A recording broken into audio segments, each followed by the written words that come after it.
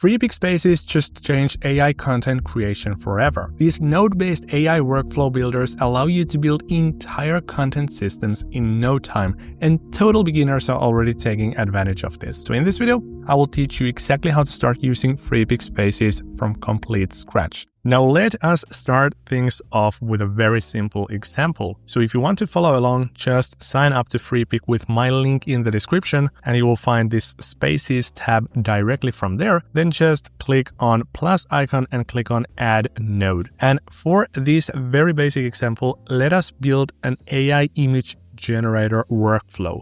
So first, let us choose a text node and let's give it a prompt. So just an example. A cat playing in the field with a dog in the rain. And by the way, if you want to zoom in on this node, you can hold your command key while scrolling your mouse, or if you want to move around, just use your trackpad. And if you get lost, just click on here, zoom to fit, and it will always find the workflow. And obviously you can also move these nodes around by dragging them with your left mouse cursor. But now, since our goal is to create an AI image generator, we need to turn this prompt into an image somehow. And as you can see, there is no send button anywhere, so this is entirely based on nodes. So what we need to do is we need to connect this text field with an image generator node. So we'll click on Add Node again, then we'll click on Image Generator, and then we will drag this node next to our prompt. So now what you can do is you can just drag this text node into this prompt connector part here in the image generator node and hit generate. And before you do that, you can also choose your image generator model. So for example, here we're choosing automatically, but if you're having a cinematic use case, you can do that. You can use any one of these leading AI models, for example, Dream 4 or Mystic 1.0, GPT 1.5, etc. But now we're just going to do that with the auto model. And now to turn this prompt into an image, all you need to do is click on this Run Unlimited button. And there we go. Here is our AI generated image. And at the same time, we also build our very first, very basic AI workflow or AI system that can produce content. So now if you want to create another image, you don't need to write the prompt again. You don't need to remember it. You can just come back to this space you have created and just click on Run Unlimited again. But now, what I just showed you is way too complicated, a way to create something very basic. So obviously, if I were to just create an image of a dog and a cat, I would go to ChatGPT or, for example, Higgsfield or OpenArt, and I would just use this prompt once, and then I would get my result. I wouldn't need to connect any nodes or worry about stuff like this. But in the next example, you're going to see why this is super handy. And now, just in case you're wondering, like, why on earth would you connect all these nodes and why do all the hassle if you can just go to ChatGPT or any other platform to create images? Well, here is another very simple workflow I built. And this one, I dragged and dropped an image of myself here as the starting node, and then I connected that into an image generator, and then that image generator into another, and that one to yet another. And now, here's the thing. It will create a photo of me without the background, it will turn my shirt red, and also it will create an image where the background has been swapped with a big city. Now, the power in this is that if you want to do this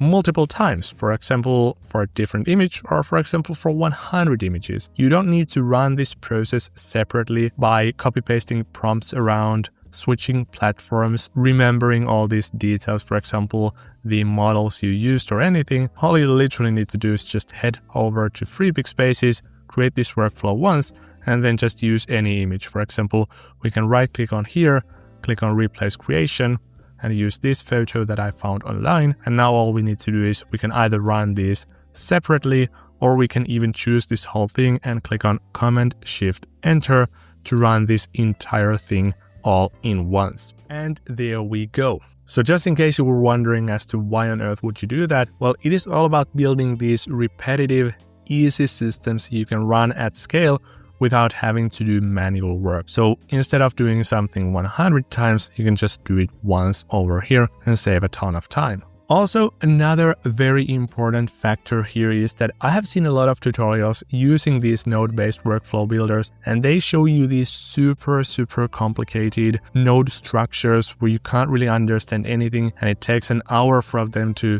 explain what's going on. But I can tell you from my experience that that is just BS. It is just there to get clicks, just to convince the audience that there's something much greater and more intricate going on than there really is. So first of all, when you're using a platform like this, just remember that this is nothing more than just an ordinary AI image and video generator platform, but this allows you to organize things in a way that will save you time. But you're not going to be able to create any more impressive, more accurate, realistic, whatever results with a platform like this than any other tool that you have used in the past.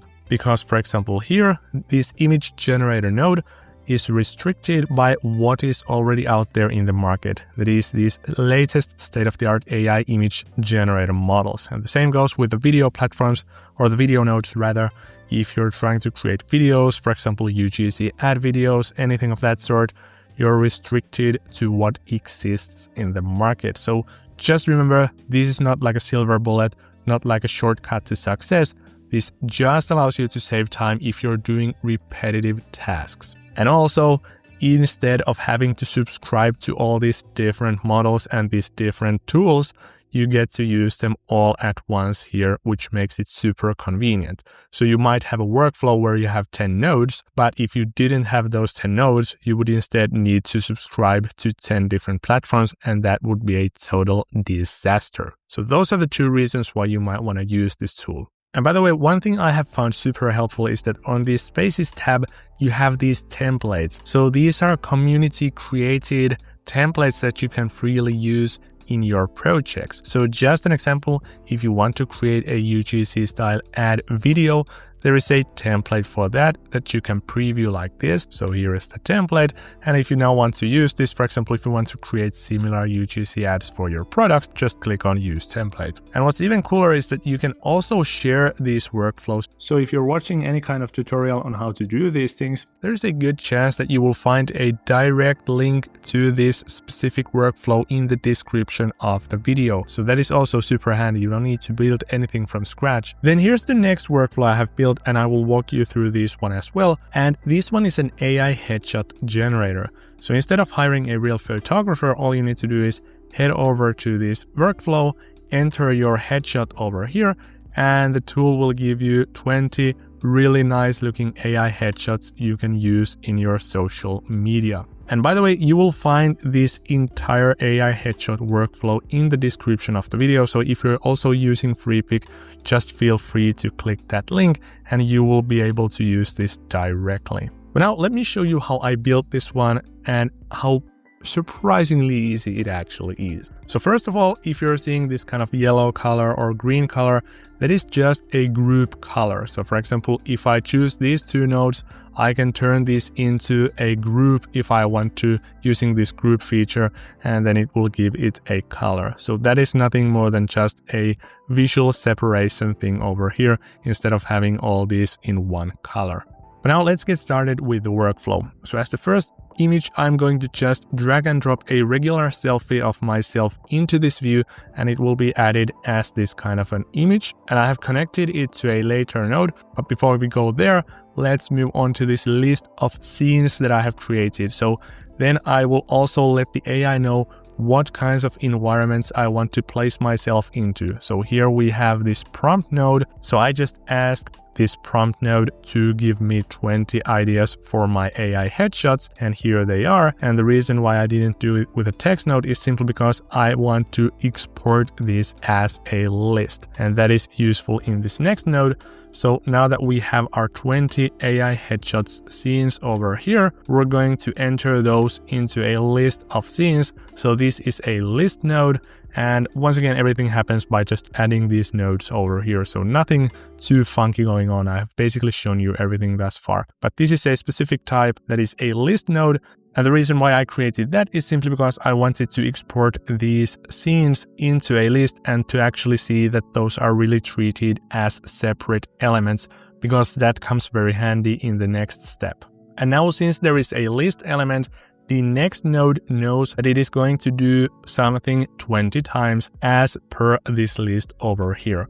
So then I dragged and dropped an image node, just a regular image node here into this view. And then I connected the list node over here, as well as the original selfie of myself. And then here's where it gets really interesting and very useful. So I asked the AI to adapt the headshot style from the list of scenes. As you can see, here we have list of scenes, so you can easily tag this list along from the original image base image, which I have also tagged along because this one is called base image. As you can see, do not change the facial features, hair or expression, only the type of headshot. So I'm basically just letting the AI know that even though I'm applying these different scenes and environments, I still want it to look more or less exactly like this. And then all I did was I hit run unlimited over here.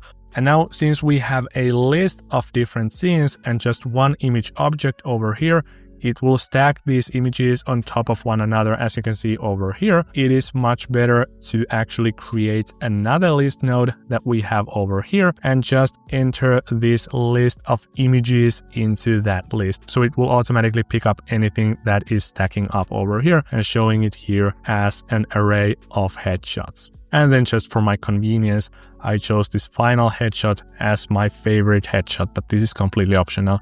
As you can see, it is not connected to any one of these lists. So I literally just replaced the creation with one of these photos from this list. And there is your workflow. So that is how easy it is to create an AI headshot generator these days. So that is how easy it is to start using this workflow builder. So there are just a couple of key nodes you want to drag and drop around, and then we'll just use those to form these networks that will then create an entire workflow you can easily run, for example, on a different set of images or videos. And I highly recommend you checking out in this Spaces tab the templates library, because these are great examples and you will get a gist of how these workflows actually work. But thank you so much for watching this video. This is definitely an exciting trend and the future of content creation. So definitely stick around to find more tutorials like this, and I hope to see you in the next one.